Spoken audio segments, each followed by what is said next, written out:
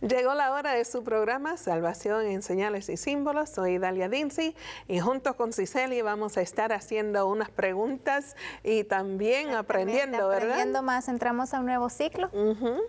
Aquí es donde vamos a poder ver el enfoque de repite y amplía, ¿verdad? Sí. Entonces estamos ansiosos. Y está, por supuesto, con nosotros el pastor Carlos Muñoz y nos acompaña el pastor Héctor Delgado también. Gracias por acompañarnos. Qué bueno que están aquí. Gracias a ustedes por invitarnos al programa y por compartir con nosotros esta aventura de aprendizaje. Amén. Valientes. Estudiando el libro de Apocalipsis, ¿verdad? Sí. Les presento a mi esposa, ¿verdad? Mucho gusto. Sí, mucho gusto. Verdadero placer. Gracias a Dios. Bueno, ustedes nos visitan del Ministerio Amazing Facts, entonces el pastor Delgado nos visita del Greater New York Conference. Aquí en Desde los la Estados ciudad de los rascacielos, New York. Sí, Nueva York. Y de hecho, allá fue que nos conocimos. Yo era miembro de la iglesia Dykeman por 5 años, sí. Y Héctor venía, yo estaba recién bautizado, me acuerdo, del 2008. Sí. Y Héctor venía a mi iglesia de vez en cuando a dar temas de profecía y dijo, este flaco me gusta. Este flaco, nunca había escuchado nada sobre esto. Sí, sí. Y así fue que como empezó nuestra amistad, yo le hacía preguntas, lo buscaba. Y Qué así bueno. que Héctor tiene parte que ver con mi formación profética. Sí, Amén. hay cosas que parecen como puras coincidencias, pero yo recuerdo como ahora que traté un tema de Apocalipsis 12 y ese día tú me abordaste al terminar el programa y las preguntas tuyas fueron muy interesantes.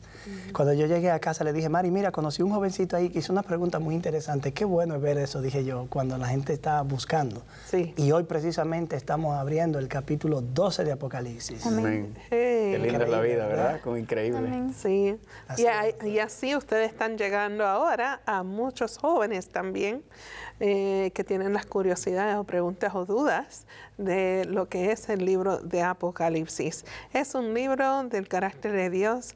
Ya hemos visto cómo Él está al control, Él nos protege y Él nos defiende. Él es un Dios justo y tiene maravillas de promesas para nosotros que confiamos y sabemos que Él va a cumplir cada una de ellas.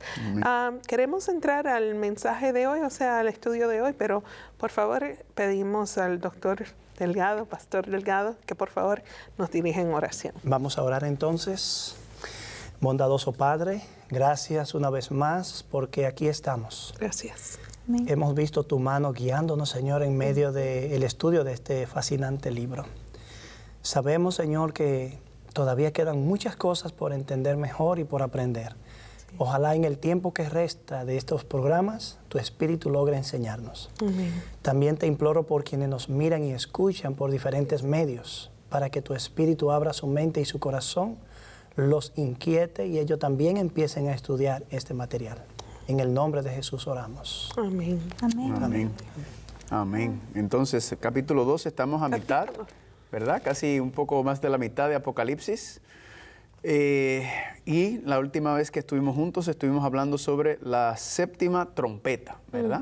Terminamos el tema de las trompetas, la séptima trompeta. A ver, ¿qué recuerdan? ¿Qué puntos claves recuerdan de las trompetas? ¿Recuerdan? ¿Algún puntito para repasar? Bueno, que se desarrolló en el lugar santísimo. Estaba en el lugar santísimo, estaba el templo abierto, ¿verdad? Ok, ese es el último versículo, ¿verdad? Pero en general versículo. el tema, Eh, santuario, ok, sí, el santuario, lugar santo, lugar santísimo, amén, ¿verdad? ¿Qué otros principios aprendimos en las trompetas? La ira de Dios, La ira ira de de las Dios. naciones. Vimos que Dios no se queda con los brazos cruzados. Amén. Y la pregunta que encuentro en Apocalipsis, ¿hasta cuándo? Es cosa que yo también pregunto, Señor, ¿hasta cuándo? ¿Cuándo? Pero vemos como Dios tiene control del tiempo y todo a su tiempo. He aprendido que cuando se refiere a un día es un año. Entonces, porque pensamos que son literales, entonces hemos estado aprendiendo acerca de de 2630 días es, o ya dice... Eso es una combinación de dos profecías. 2300 y 1260. Lo sumaste. No, pero está muy bien, está muy bien. Sí. Estás haciendo las conexiones, ¿verdad? Claro. Está muy bien. Está Ay, muy bien. señores. Amén. Pero sí, seguimos ahí. Poco a poco. Olvídense. Acuérdate que nadie salió corriendo y hablando de la barriga de tu mamá, ¿verdad? Vamos aprendiendo. Así que muy bien. Gracias a Dios. Amén. Solamente puedo decir, así como leímos que me encantó el segmento de adoración a Dios los versículos Del 15 al 17. del 15 al 17. Gracias, Señor. Yo encuentro que mi corazón de verdad agradece a Dios en gran manera, pero a veces uno quiere agradecer a Dios tanto que no encuentra palabras, ¿verdad? Pero la manera que podemos agradecer a Dios es pasar más tiempo con Él, conocerlo y estar listo Amén. para su pronto regreso. Y ver cómo, Así que, y ver cómo en el cielo se le da la gloria a Dios cada vez, ¿verdad? Exacto. Cada vez Ah, que la hay adoración. un movimiento, algo ocurre, el cielo está regocijándose. Amén. sí. Porque sabemos que ellos saben que pronto está por terminar este mundo, ¿verdad? Bueno, dijiste de las 7 trompetas que hemos aprendido de esos capítulos. Y bueno, pues eso, el juicio que se llevó a cabo, el estudio de cómo Dios está obrando en el santuario y cómo ha llegado al lugar santísimo. A veces no vemos o entendemos el mensaje del santuario, pero si pausamos y miramos, vemos que la vida de Jesús fue como tal, se dio por sacrificio por cada uno de nosotros, su sangre fue derramada, entonces entramos a lo que es el lugar santísimo, donde terminamos el capítulo, ¿cuál fue? El 11, 19. El 11. Exactamente. Tiene, Héctor, un resumen de una oración. Me gustan tus resúmenes. para De lo que estudiamos anteriormente, Sí. me quedo con el verso 19. Llegamos al lugar santísimo, hemos dado un paso de avance en el tiempo. Ya nuestro Señor no dirige los asuntos del mundo desde el lugar santo, sino desde la sala más íntima del santuario celestial. Y es desde allí desde donde nos llegan los rayos de luz para entender ahora el siguiente escenario, que aunque reengancha un poco en el pasado, nos va a iluminar a nosotros desde el lugar santísimo. Amén, amén. Y es importante notar que el versículo 19, cuando menciona el arca del pacto, alguna gente piensa que entonces desde este momento en adelante es que comienza la última fase del Cristo en el santuario celestial, y es simplemente una base, ¿verdad? Es un versículo que sirve como de transición, la conclusión de una sección en el libro para dar inicio a uno nuevo. Exacto.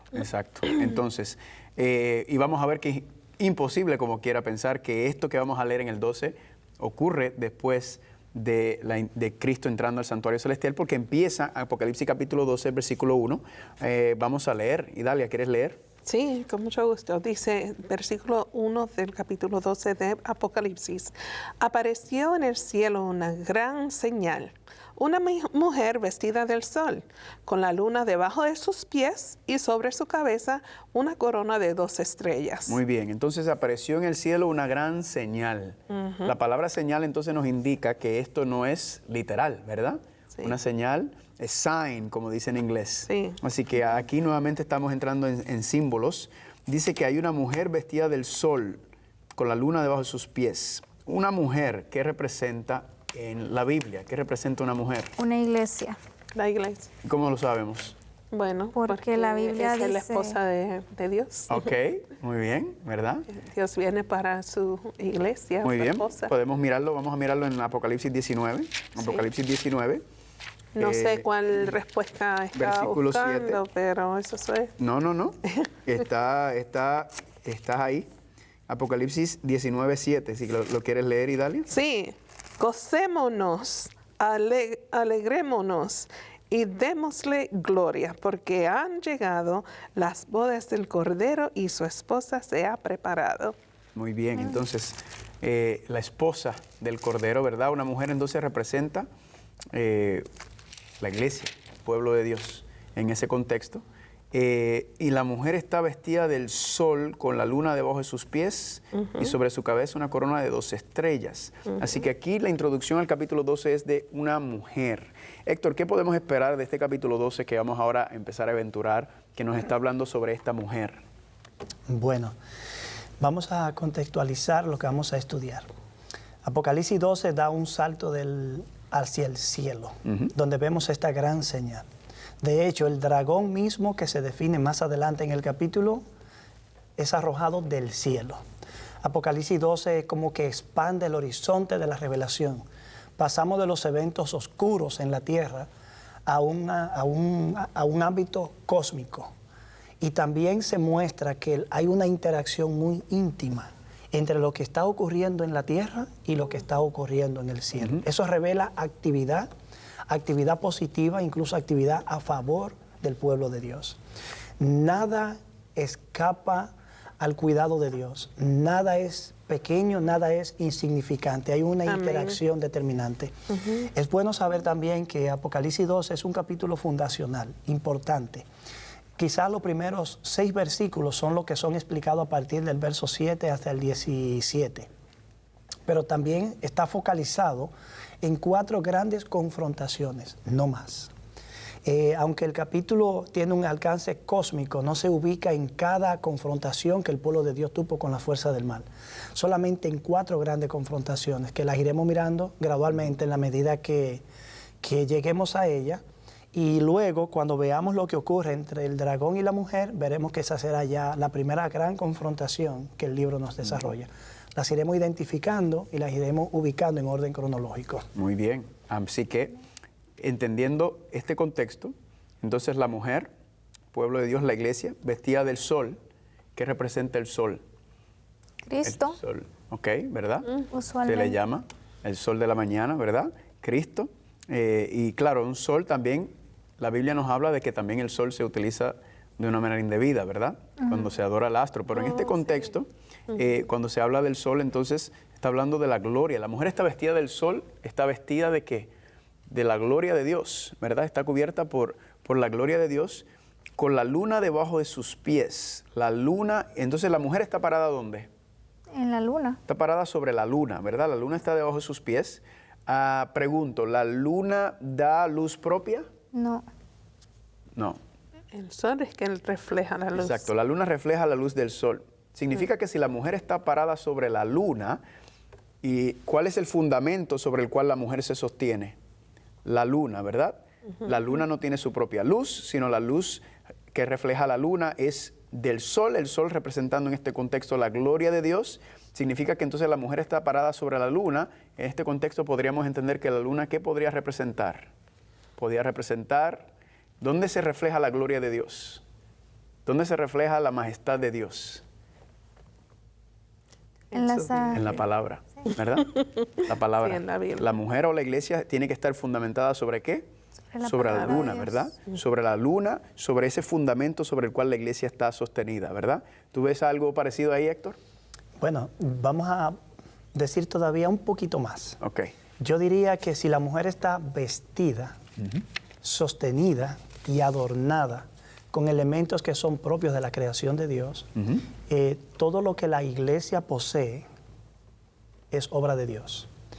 En el Antiguo Testamento Cristo se describe como el sol de justicia que va saliendo.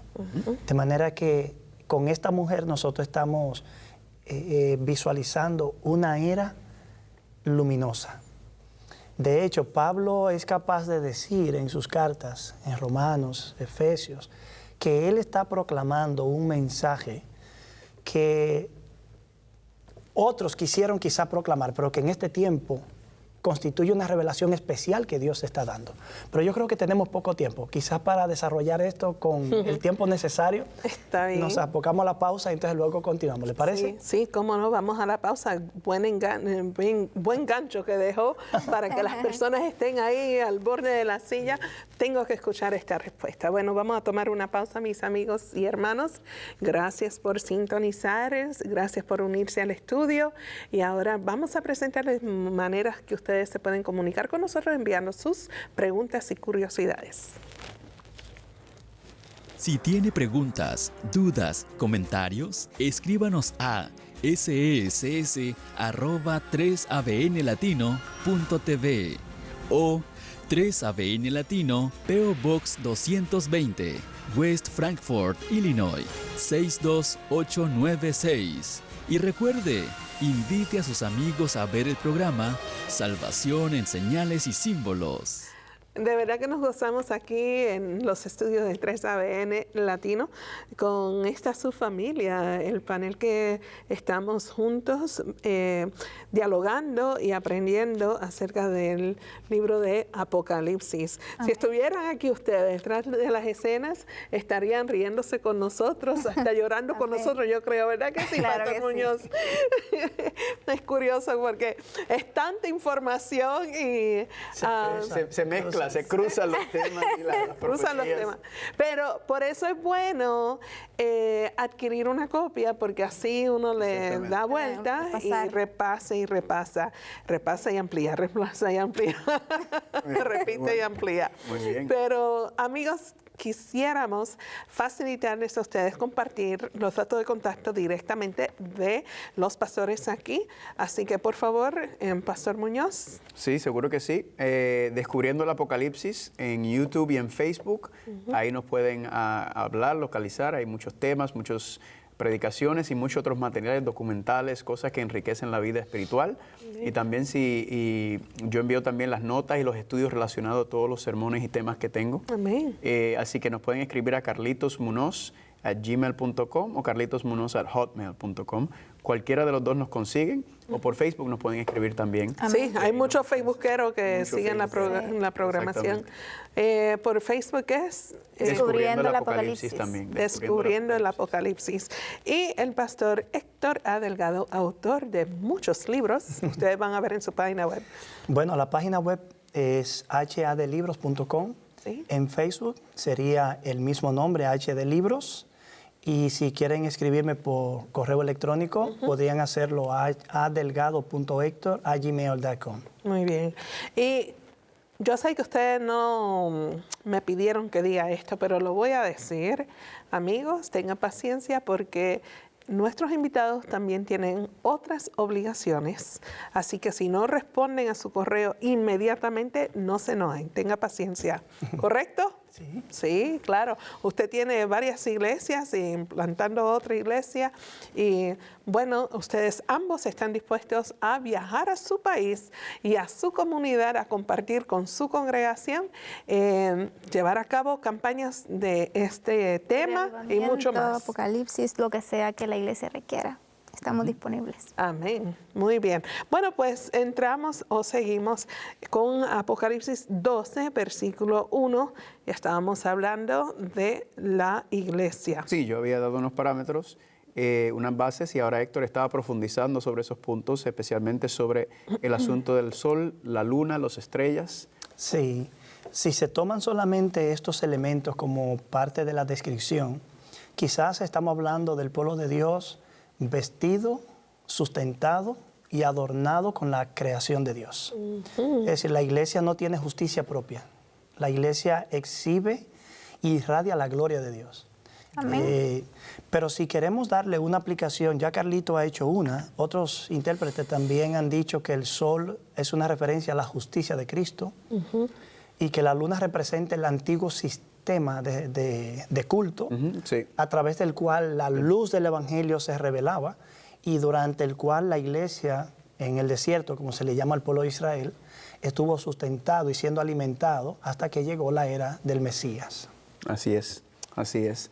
Así que noten, una cosa que me encanta es que uno puede ver el mismo símbolo y aún ver diferentes perspectivas, ¿verdad? Y como quiera estamos todos centrados y mirando el mismo fundamento, que es la gloria de Dios en todo sentido. Ahora, sobre su cabeza tiene una corona de 12 estrellas. Muy bien. Número 12, ¿aparece mucho en la Biblia? Sí. ¿Verdad? A ver, ¿dónde aparece el número 12? 12 discípulos. 12 tribus. 12 tribus. Los 12 gobernadores que estableció los 12 jueces. Salomón. 12 jueces, 24 ancianos. 24 ancianos. 144,000. 72 que salen a predicar, ¿verdad? Nuevamente el número 12, muy interesante, 12 estrellas y una corona. Si tiene una corona, significa que ¿qué? ¿Qué entendemos que la mujer tiene una corona? Un reino. Vamos a ver. Ok, y yo escuché algo, pero no Un escuché reino. mucho. Una reina, Sí, ¿verdad? puede ser. Sí. Es una corona, es una reina, ¿verdad? ¿Cómo tú lo ves, Héctor? Bueno, la corona tiene 2 estrellas. Quizás hace referencia, si miramos la mujer desde la perspectiva del Nuevo Testamento, quizás sea una referencia a los 12 discípulos. Si la vemos en la perspectiva del Antiguo Testamento, quizás sean los 12 patriarcas. Y es muy probable que el número, como es un número redondo, de carácter figurado, pueda abarcar ambos grupos de 12. Amén. Así es. Y eso nos ayuda. Ahora vemos el versículo 12, es un versículo fascinante. ¿Quieres leerlo, Idalia? Si estaba encinta y gritaba con dolores de parto, en la angustia del alumbramiento. Estando encinta clamaba, el tuyo dice gritaba, con dolores de parto en la angustia del alumbramiento.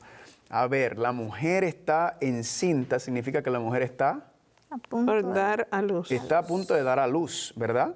Y está clamando con dolores de parto en la angustia del alumbramiento. Hemos visto eso anteriormente en alguna parte de la Biblia. La mujer está para dar a luz.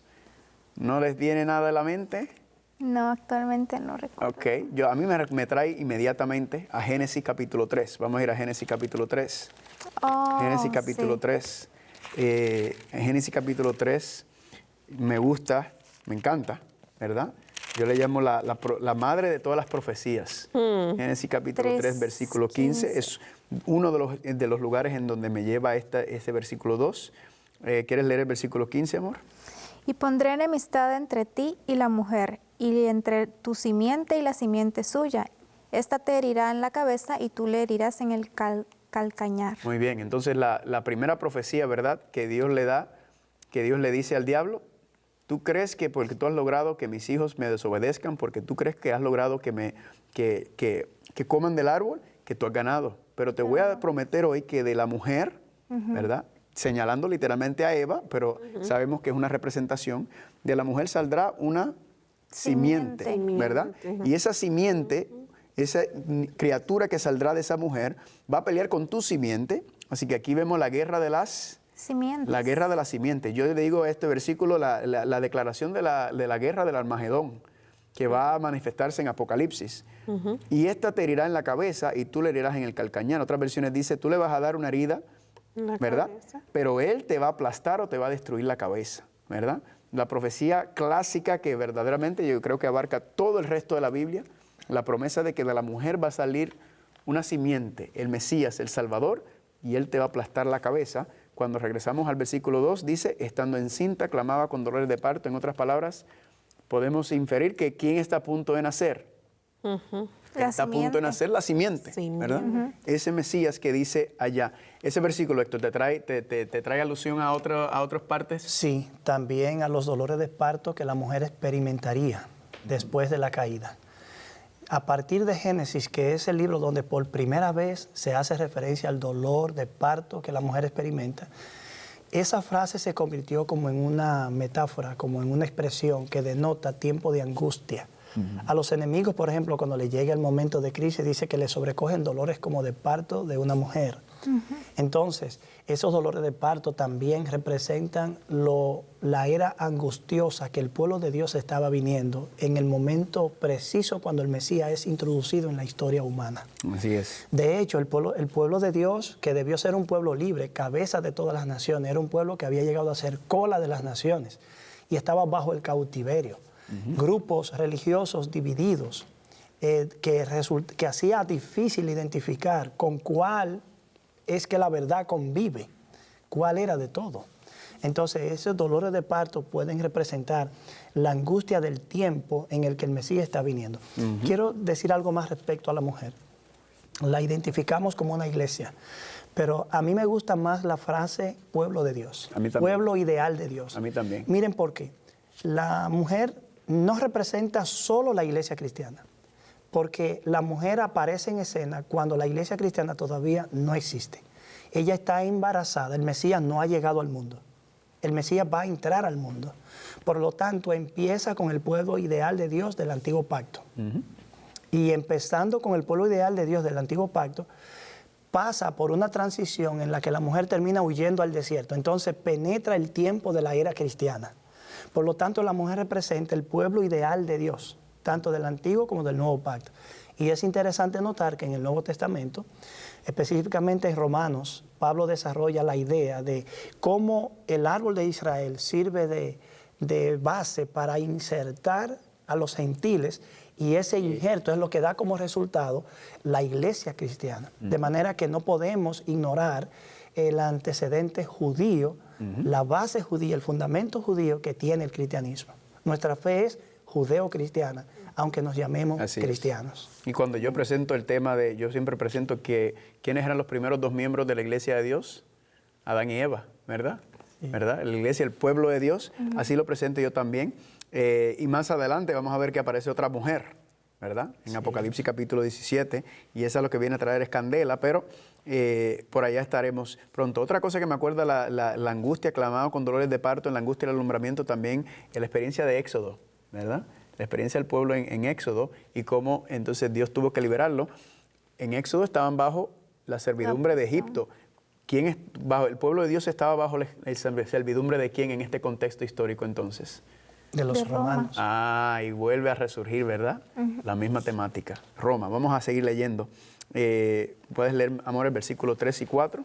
Ok, dice Apocalipsis 12, 3 y 4. 3 y 4. También apareció otra señal en el cielo. He aquí un gran dragón, escarlata, que tenía 7 cabezas y 10 cuernos, y en sus cabezas 7 diademas. Y su cola arrastraba la tercera parte de las estrellas del cielo y las arrojó sobre la tierra. Y el dragón se paró frente a la mujer que estaba para dar a luz a fin de devorar a su hijo tan pronto como naciese. Muy bien, entonces aquí otra señal, ya tenemos 2 señales en el cielo, ¿verdad? La mujer vestida del sol sobre la luna, y ahora aparece un dragón escarlata que tiene 7 cabezas y 10 cuernos, y en sus cabezas 10 diademas. Muy bien, el dragón entonces debe representar a China, ¿verdad? No. ¿Verdad? ¿Representa a China? ¿Y por qué a China? Porque hoy en día el dragón... un dragón como símbolo. Y hay personas que toman, ¿verdad?, el conocimiento contemporáneo y lo quieren aplicar a las profecías. Pero nosotros no podemos cometer ese error, ¿verdad que no? ¿Qué representa el dragón en este contexto?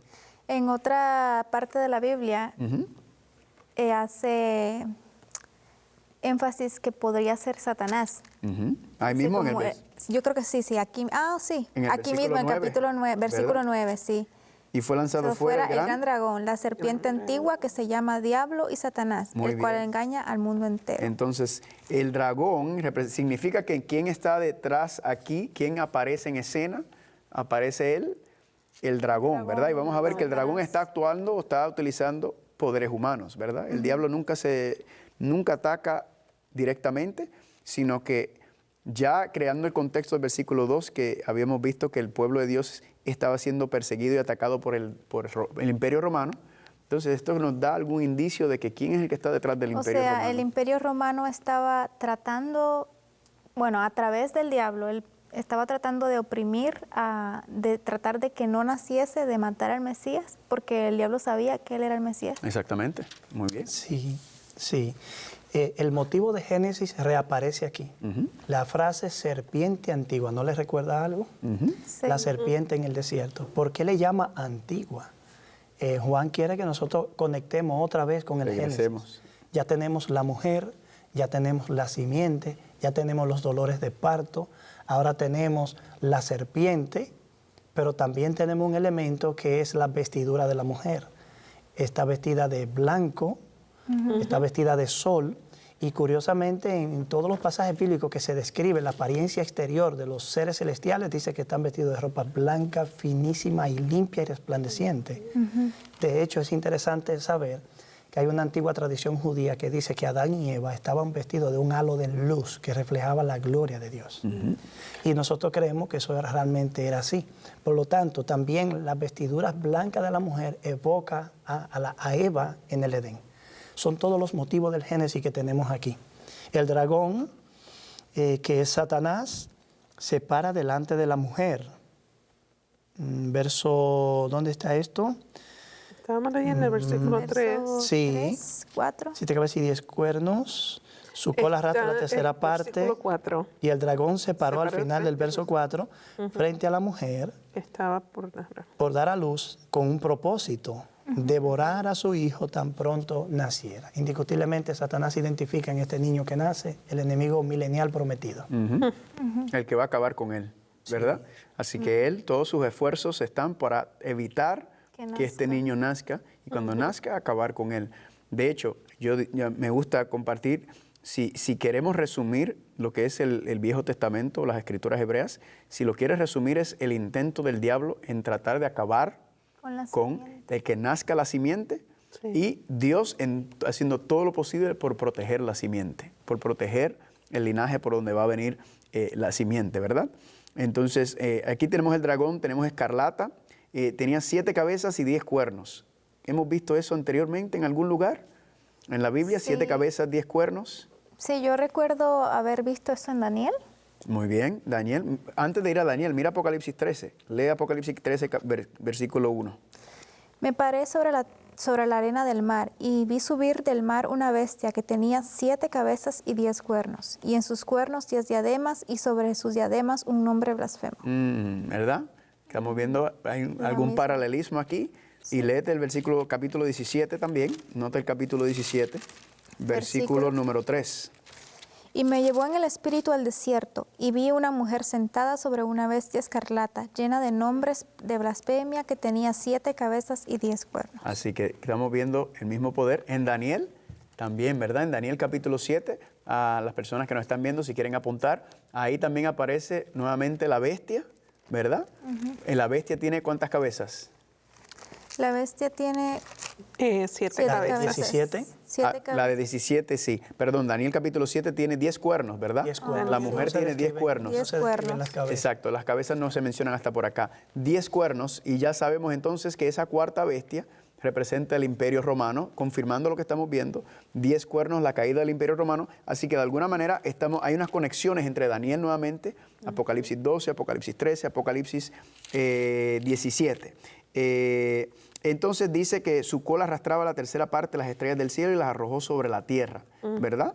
La cola arrastraba la tercera parte de las estrellas del cielo. Las estrellas del cielo, muchas personas, mayormente en la Biblia, aparecen como ángeles, ¿verdad? Sí, la rebelión. Hasta el mismo Satanás se le hace como una estrella. Exactamente. Entonces, esto es uno de los versículos que nos indica un poco sobre la rebelión de Lucifer, cuando se rebela, ¿verdad? ¿A cuántos ángeles se llevó con él en su rebelión? Una tercera parte. Una tercera parte de las estrellas del cielo. Hay otro enganche que podemos ver aquí, Héctor, en el versículo 4. Sí, el capítulo 12 generalmente no deja a uno en el aire con relación al significado de los símbolos que se están empleando. Aunque no explica como explica el dragón todos los demás, se infieren muchas cosas. Por ejemplo, en el verso 3, habla del dragón que con su cola arrastra la tercera parte de las estrellas y la arroja por tierra. Eso es provocando una caída. Entonces Satanás provocó la caída de una tercera parte de las estrellas. Pero es en el versículo 7 al 9 donde descubrimos que el dragón y las estrellas son símbolos de Satanás y sus ángeles. Porque aquí se presenta una gran batalla. Y se habla de Miguel y sus ángeles y el dragón y sus ángeles. Ahora no se dice el dragón y sus estrellas, sino el dragón y sus ángeles. Exacto. Entonces ahí está la evidencia de que estas estrellas conforman el grupo de ángeles que se le unieron en la rebelión convirtiéndose en demonios. Amén. Amén. Entonces ahí vemos que luego dice que el dragón se paró frente a la mujer que estaba para dar a luz a fin de devorar a su hijo tan pronto como naciese. Pregunta, ¿estaba el diablo literalmente parado frente a María cuando fue a dar a luz para comerse al niño Jesús? No hay nada de eso. Literalmente no. Ahora nos preguntamos, ¿cómo fue que el dragón o el diablo trató de acabar con el Mesías, con que naciera el Mesías? A través de Herodes. Ok, la matanza. La matanza de los niños, ¿verdad? Sí. Trató de matar al Mesías cuando llegaron los 3 sabios del oriente. Sí. Herodes dijo, no, espera un momento, aquí el único príncipe soy yo, ¿verdad? Aquí el único rey soy yo. Y entonces el enemigo utilizando a Herodes, y Herodes era un monegote del Imperio Romano, ¿verdad? Entonces aquí vemos cómo el enemigo utilizando tanto el poder romano del imperio, Roma imperial, y utilizando también a Herodes para tratar de acabar, de cumplir, que no se cumpliese la profecía de Génesis capítulo 3:15, diciendo, no, yo no voy a permitirlo. Ahora, pregunta, ¿tuvo éxito? No, el mismo capítulo dice que el niño fue arrebatado para Dios Versículo y su trono. 15, amén. Para Dios y su trono. Y ella dio a luz un hijo varón que regirá con vara de hierro a todas las naciones, y su hijo fue arrebatado para Dios y para su trono. Es interesante notar, este versículo 5 es interesante, porque habla del nacimiento, de la vida, de la muerte, de la resurrección y de la ascensión de Cristo en un solo versículo. Wow. ¿Verdad? Cierto. La pregunta entonces que yo me hago es, ¿por qué en un solo versículo habla de toda la vida de Jesucristo desde que nace hasta que asciende?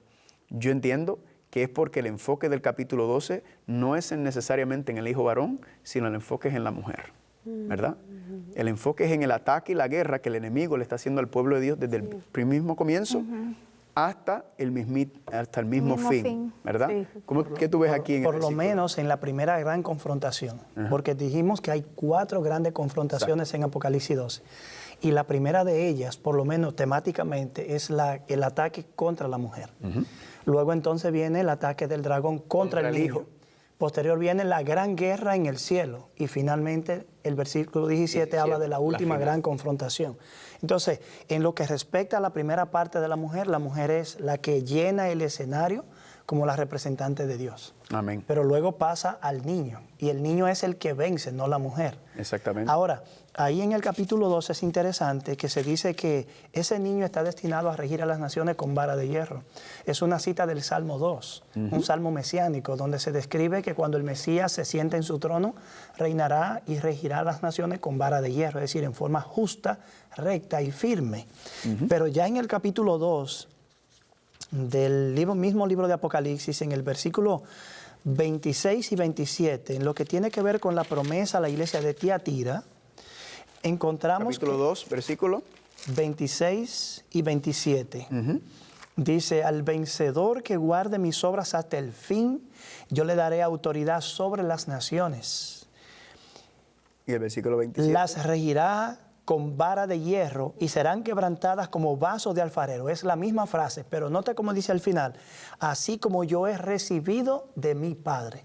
De manera que los santos alcanzan la victoria porque Cristo comparte con ellos su autoridad, una autoridad que Él recibió del Padre. De manera que el niño que es arrebatado para Dios y su trono, que es el Padre, rige a las naciones con vara de hierro, lo que indica que Él ahora ejerce su autoridad definitiva. Amén. Y en Apocalipsis 19:15 también menciona que cuando regresa, ¿verdad? Viene como Rey de Reyes y Señor de Señores, y viene con la vara de hierro, ¿verdad? Dice, como vara de hierro viene también a azotar. Así que fascinante lo que estamos viendo. Y luego el versículo 6 es interesante.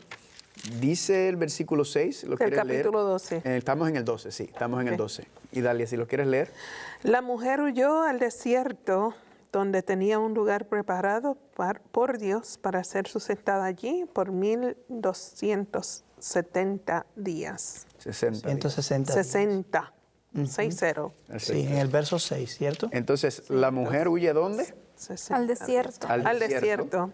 Donde Tenía un lugar preparado por Dios. ¿Para cuánto tiempo? Para que Por la 1270. Ahí es sustentada por 1260 años. días. Miren el paralelismo con el versículo 14. Lee el 14 también.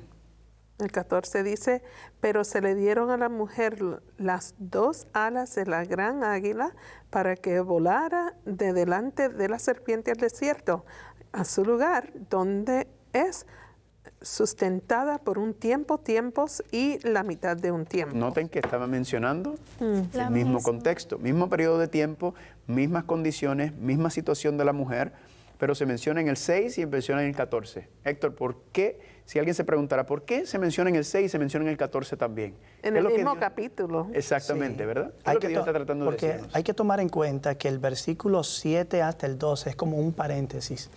Es como si dijera Juan, déjame explicar la razón de esta gran confrontación. ¿Por qué hay un conflicto entre el dragón y la mujer? ¿Y por qué hay un conflicto entre el dragón y la simiente de la mujer? Y el versículo 7 al 12 precisamente introduce la razón de ese conflicto y al mismo tiempo la alabanza celestial, porque el dragón vez tras vez en cada una de las confrontaciones está siendo derrotado. Así es. Cabe decir aquí, Carlos y Cicely y compañía. Y Dalia. y compañía, y Dalia, Damas. todas, damas y Bienvenidas. caballeros, que hasta ahora vemos algo estrictamente claro en este capítulo. Satanás actúa, pero actúa a través de instrumentos humanos. Atacó a la mujer, pero no la ataca en forma personal. Directo. Ataca al niño, pero no lo ataca de manera personal. Utiliza el Imperio Romano para atacar al niño. Luego en el capítulo 13, cuando lleguemos, veremos cuáles son los instrumentos que el dragón utiliza, luego para atacar a la mujer cuando ésta huye al desierto, y luego para atacar al resto de la mujer, según el verso 17. Pero que quede claro eso, Satanás actúa y opera, pero a través de. De igual manera, Dios está obrando en el mundo, primero a través de su pueblo, y luego a través de su pueblo introduce al Mesías, y luego a través del Mesías, entonces obtiene la victoria en la cruz. Amén. Amén. Amén. Vamos a leer entonces el versículo 7 al 9, que nos crea un contexto también y una ubicación muy interesante. ¿Quieres leerlo, amor? Después hubo una gran batalla en el cielo. Miguel y sus ángeles luchaban contra el dragón, y luchaban el dragón y sus ángeles, pero no prevalecieron, ni se halló ya lugar para ellos en el cielo. Y fue lanzado fuera el gran dragón, la serpiente antigua que se llama Diablo y Satanás, el cual engaña al mundo entero. Fue arrojado a la tierra, y sus ángeles fueron arrojados con él. Muy bien, entonces hubo una gran batalla en Afganistán. En el cielo.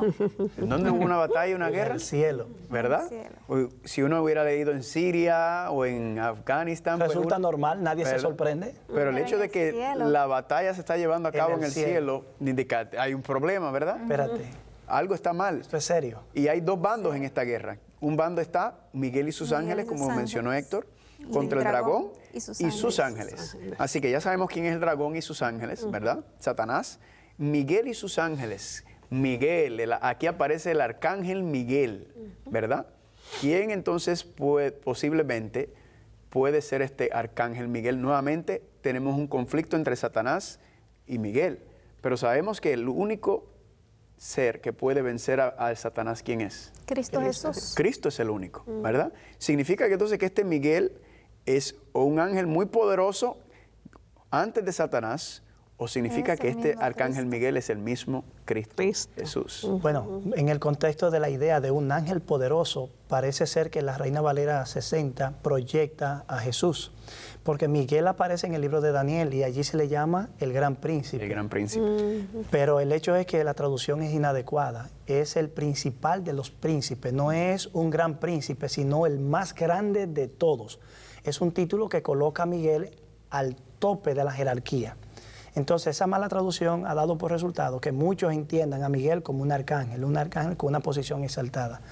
Pero nosotros no debemos olvidar que cuando Cristo regresa, regresa con voz de arcángel. ¿Por qué si Él es Dios utiliza voz de arcángel? Porque aunque dice con trompeta de Dios, también dice con voz de arcángel. Lo que indica que es el guerrero victorioso que ya venció al dragón en la primera confrontación en el cielo y ahora viene a pisarle la cabeza Acabar. al dragón. De manera que aquí volvemos a lo mismo. No hay nada incoherente al interpretar a Jesús como arcángel, que significa sencillamente jefe de ángeles, porque eso es lo que es comandante en jefe Exactamente. de las inteligencias celestiales, y luego entonces presentarlo como ángel, porque es una aplicación especial del término que Exacto. se le está haciendo a Jesús. No se rebaja su divinidad. Nunca, jamás. Y cuando, como mencionaste, arcángel, una palabra compuesta griega, arcagelos, arca, capitán, jefe, comandante, agelos de los ángeles. Si las personas no están escuchando y quieren ver más versículos, Héctor mencionó que Cristo viene con la voz de arcángel, Primera de Tesalonicenses capítulo 4, versículo número 16, ¿verdad? Y también vemos en Josué capítulo 5. Josué se le aparece, ¿a quién se le aparece en Josué capítulo 5? Al final del 5, justo antes El de tumbar a Jericó. príncipe de los ejércitos de Jehová. El príncipe. ¿Y qué hace Josué cuando ve al príncipe en Josué Se capítulo 5? postra y lo adora. Se postra a Y adorarlo. hace que uno se pregunte, ¿cómo puede adorar a un ángel Ajá. y el ángel no dice nada. Cuando en Apocalipsis el ángel rebota inmediatamente, Juan En el intenta 19. adorarlo. Exactamente. Algo que veremos más adelante. Exacto. Entonces lo que estamos viendo es que este arcángel, ¿verdad? Significa, bueno, repetimos, por favor, es muy importante. Jesucristo no es un ángel, un ser creado, un ser alado, sino que Cristo es el arcángel, el capitán, el jefe, comandante de las huestes celestiales. Amén. Amén. Gloria Y a con Dios. esa nota vamos a una pausa, amigos, para dar información de cómo adquirir este material. Ya regresamos. Queremos que ustedes terminen esta hora, pero no solamente eso, estén listos para otro episodio. Para más información de cómo adquirir su copia de la serie Salvación en Señales y Símbolos, llámenos durante las horas laborales al 1-618-627-7021. También puede escribir a 3 ABN Latino, P.O. Box 220, West Frankfort, Illinois, 62896. Bienvenidos amigos, continuamos con el estudio rapidito porque el tiempo se nos va. Muy bien. En el capítulo 12, versículo 7. Después hubo una gran batalla en el cielo entre Miguel y sus ángeles, luchaban contra el dragón y el dragón sus ángeles. Es interesante notar que Miguel, representando a Cristo aquí, ¿verdad? El que es como Dios, el que es Dios, está en una pelea con el diablo. Esta pelea, aunque hay elementos físicos en esta pelea, no se puede entender como una pelea puramente física. ¿Por qué? Porque Dios es omnipotente, ¿verdad? Entonces, esta pelea tiene que ser algo más que simplemente una pelea de fuerza o de fortaleza, porque no hay nadie más fuerte y poderoso que Dios. Entonces, esta gran batalla, es interesante, la palabra batalla significa la palabra polemos, o polémica, o política. Esto me da a entender, nos indica que esta batalla verdaderamente que se está desatando es una batalla de ideas, una batalla de argumentos, ¿verdad? Porque Dios es más poderoso que todos. Significa que entonces el argumento del diablo desde el principio fue que Dios no merece ser gobernador, Dios no merece ser rey. A los ángeles, ¿verdad? Yo debo ser el rey, Isaías capítulo 14, yo debo ser el gobernante, ¿verdad? Y lleva a Adán y Eva, como él no logró hacer, él lleva a Adán y Eva ¿a qué? A decirle, ustedes también pueden ser Dios, ustedes se pueden sentar en el trono, no necesitan de Dios, ¿verdad? Entonces, esta pelea, esta guerra que se está llevando a cabo es una batalla de ideas, ¿verdad? Sobre quién merece ser el gobernador, quién merece ser el rey del universo. Satanás ha acusado, ha señalado, ha acusado a Dios de ser múltiples cosas, y por medio de esta batalla, este conflicto cósmico, pues regresando al tema de la vindicación de Dios, es que Dios se está vindicando, ¿verdad? Se está mostrando por medio de los acontecimientos que están pasando aquí, que Dios sí merece ser, porque aquel que lo acusó verdaderamente se estaba autorreflejando su misma arrogancia, su mismo orgullo, sus mismos malos deseos. Entonces vemos en esta batalla, conflicto cósmico, como Dios es vindicado por medio de esta batalla, porque verdaderamente vemos que Dios sí merece ser gobernante. La cruz del Calvario es evidencia A, ¿verdad? En cuanto a eso, que Dios, cuán grande es el amor de Dios por nosotros. O sea, este versículo hace referencia directa a que el diablo se tiene que ir del cielo porque Cristo venció en la cruz. Sí, de hecho, se habla en varios contextos. El diablo fue echado del cielo la primera vez cuando se rebeló, ¿verdad? Cuando hubo esa primera rebelión, cuando él quiso. Y luego entonces sí, cuando Cristo lo vence en la cruz del Calvario, y el diablo no tiene derecho de salir otra vez. De hecho, aquí cuando habla, dice en el versículo 9, dice, fue lanzado fuera el gran dragón y la serpiente antigua que se llama Diablo y Satanás, el cual engaña al mundo entero. Y luego dice que fue arrojado a la tierra, a sus ángeles fueron arrojados con él, ¿verdad? Como yo lo he entendido, es que aquí se habla de la primera vez que fue echado del cielo, ¿verdad?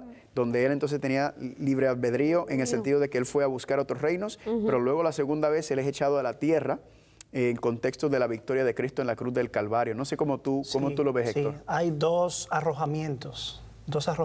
Uno que tiene que ver con la rebelión original cuando fue arrojado del cielo, y otro que ocurre en la cruz. Hay que recordar que, por ejemplo, el libro de Job revela un accionar de Satanás en algún lugar del cielo, porque en más de una ocasión se presenta allí junto con los otros hijos de Dios. Pero eso no vuelve a ocurrir después de la crucifixión. De manera que hasta la cruz, Satanás tuvo algún tipo de derecho que a partir de la cruz ya no puede ejercer.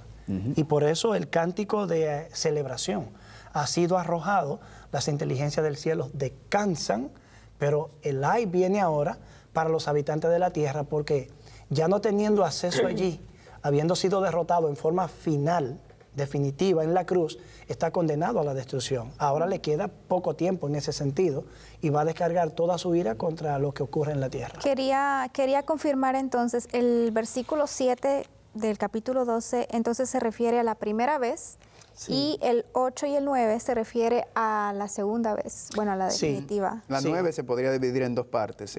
Sí. Y también, por ejemplo, la expresión entonces que aparece ahí en el versículo 7, realmente no está en el original. Realmente dice, hubo una gran batalla. No está, entonces parecería ser que después de eso, de la persecución de la mujer, no hay un orden cronológico allí. Juan está describiendo la razón del conflicto entre el dragón y la mujer y entre el dragón y el hijo. Y fue vencido en el cielo originalmente cuando se reveló y fue vencido definitivamente por el hijo varón de la mujer en el Calvario. Amén. Después tenemos el versículo 10 y 11, ya vemos que el diablo no tiene... quería dar el punto de Héctor, de que en esa historia de Job, cuando el Satanás aparece, lo que se podía entender es que el que se supone que apareciera en esa junta celestial era el representante de esta tierra, que hubiera sido Adán. Pero cuando Adán obedece, cuando Adán desobedece a Dios, ¿verdad? Dice Romanos 6:16 que a quien tú obedeces, de ese tú te conviertes en esclavo de él. Entonces, Adán le entregó la gobernación de este planeta a Satanás. Salió de la jurisdicción del reino de los cielos, se convirtió en jurisdicción. Lo podemos confirmar también en Lucas capítulo 4, si lo quieren, en las 3 tentaciones, cuando el diablo lleva a Cristo al monte y le dice, todo esto te daré. todo esto me lo dieron a mí, ¿verdad? Y yo te lo puedo entregar. ¿Quién le dio el reinado y la gobernación de este planeta a Satanás? Pues fue Adán. Y ahí vemos también lo lindo que Cristo se le llama a él, el segundo Adán, el que recupera nuevamente la gobernación de la tierra. Entonces, unos elementos espectaculares verdaderamente que vemos aquí en cuanto a esta guerra y esta batalla y cómo se está desatando. El versículo 10 y 11 son dos versículos muy interesantes. Vamos a leerlo. ¿Quieres leerlo? Ok, dice, entonces oí una gran voz en el cielo que decía, ahora ha venido la salvación, el poder y el reino de nuestro Dios y la autoridad de su Cristo, porque ha sido lanzado fuera el acusador de nuestros hermanos, el que los acusaba delante de nuestro Dios día y noche. Y el 11 también. Y ellos le han vencido por medio de la sangre del Cordero y de la palabra del testimonio de ellos, y menospreciaron sus vidas hasta la muerte. Muy bien. Entonces, del 10 al 11 tenemos una dinámica muy interesante. Llegado la salvación, el poder, el reino, la autoridad de nuestro Dios, ¿por medio de quién?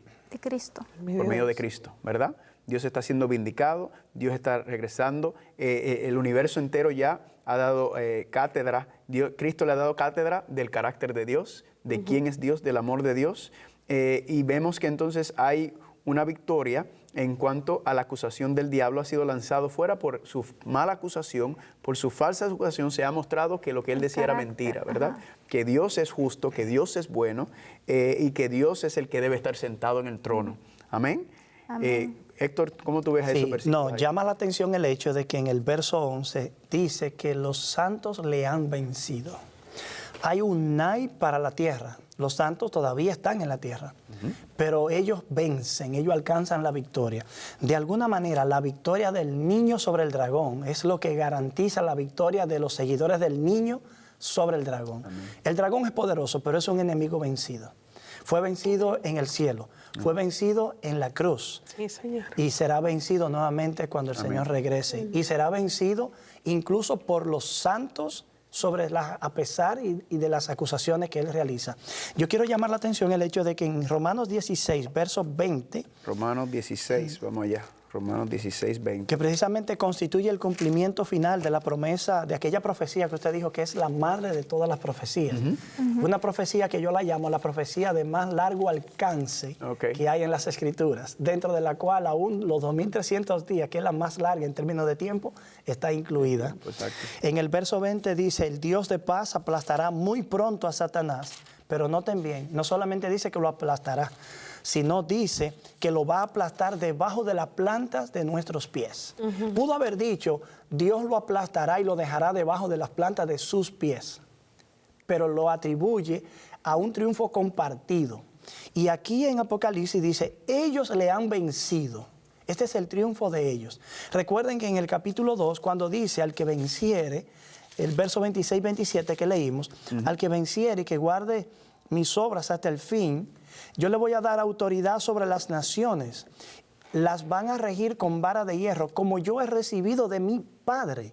De manera que la autoridad de Cristo es de tal magnitud que aun cuando es delegada es capaz de vencer las artimañas de Satanás. Gloria a Dios. Así que los santos van a compartir, vamos a decirlo de esta manera, en carne propia, el triunfo sobre las fuerzas del mal. Es algo que es justo que ocurra, porque aunque uno cometa errores y de momento sienta como que duda de algunas cosas de Dios, ¿qué pasa? ¿Hasta cuándo? Como usted decía, Idalia, es bueno saber que en su momento nosotros experimentaremos el triunfo y la victoria. Amén. Y ese sabor a victoria quedará en nuestros labios. Te pregunto, el versículo 11, ¿lo podemos entonces aplicar al versículo 17 de esa batalla final, de esa victoria final? Sí, porque este versículo es comprensivo, abarca la victoria final de todos los redimidos. Amén. Gloria a Dios. Gloria a Dios. Sí. Entonces, vamos entonces a retomar ese 11 cuando lleguemos al 17 y especialmente hablemos un poco de esa batalla. Pero entonces en el capítulo 12, el capítulo 12, sí, versículo 12, por lo cual alegraos cielos y los que moran en ellos. ¿Por qué ustedes creen que el cielo está de fiesta? Porque no está más Satanás ahí. ¿Verdad? Ha sido acusado fuera. Ustedes se sido imaginan libre, esa nota discordante entrando Todo al el cielo. tiempo ahí, Todo el acusando, tiempo, y acusando, infiriendo. señalando, apuntando. Y yo me imagino, porque dice que la acusación es contra nuestros hermanos, ¿verdad? Yo me imagino el diablo allá en el cielo diciendo, ¿ustedes ven esos seres humanos allá abajo? No los dejen entrar al reino de los cielos. Miren el desastre que tienen ellos allá abajo. Mira cómo se matan, mira cómo se maltratan, mira cómo se violan, mira cómo... Uy, acusando, Pero hay una señalando. realidad, a nadie le gusta que le hablen mal de las personas que ama. Sí. Y yo me imagino cuánto el cielo les disgustaban las acusaciones de Satanás, porque están hablando de nosotros quienes aman. Ajá. Porque aunque nosotros cometamos errores, los hijos de Dios somos la posesión adquirida del Señor. Somos parte de esa familia universal, Amén. de la cual los ángeles también son parte. Así es. Yo lo relaciono a esa persona en el trabajo que llega siempre con un negativismo y con una mala actitud. Ah. Y tú como que, como que... ¿Cómo? Que se vaya ya. Ay, Se devuelva. Se vaya, ¿verdad? O esa persona que incomoda a uno. Así es como yo veo a Satanás. Y el cielo como que, gloria a fin Dios, se nos libramos fue. de este ya. Sí. Pero ay de los Pero ahí viene la segunda parte del versículo. Ay de los moradores del mar y de la tierra, porque el diablo ha descendido a vosotros con gran ira, sabiendo que tiene poco tiempo. Ay. En otras palabras, el diablo ya sabe que está vencido, ¿verdad? Ya Gloria a Dios. pronto viene su jaque mate y ahí viene su gran ira contra ¿quién? Contra la mujer. Así que vamos a seguir con el próximo, ¿verdad? Sí, definitivamente. El estudio está muy, muy bueno, amigos. Deseamos verles en el próximo episodio de su programa Salvación en Señales y Símbolos. No duden en comunicarse con nuestros invitados. Están aquí porque están dispuestos en ayudar y asistirles. Así que hasta la próxima. Que Dios les bendiga y sigamos estudiando. Amén. Amén. Amén.